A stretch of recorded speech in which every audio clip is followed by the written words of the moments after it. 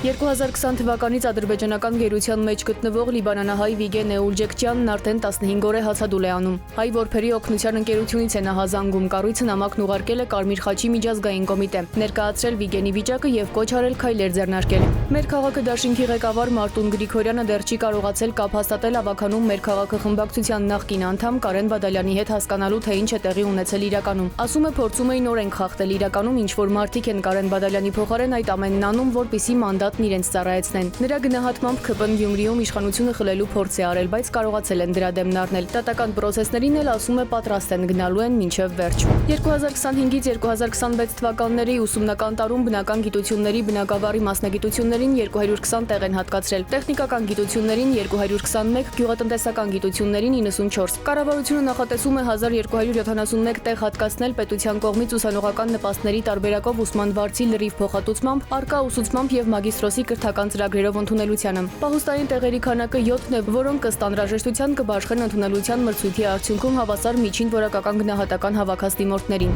Նիկոլ Փաշինյանին անվստահություն հայտնելու գործընթաց են նախաձեռնել, հայտարարել է ՄԱՍԿ նախագահ Հովիկ Աղազարյանը սոցիալական ցանցի իր էջում։ Նրա խոսքով վարչապետի իրենց տեխնացուի անունը կհայտարարեն սույն թվականի մայիսի 20-ին։ Սիլվի Մուրադյան, ժամը լրատվական։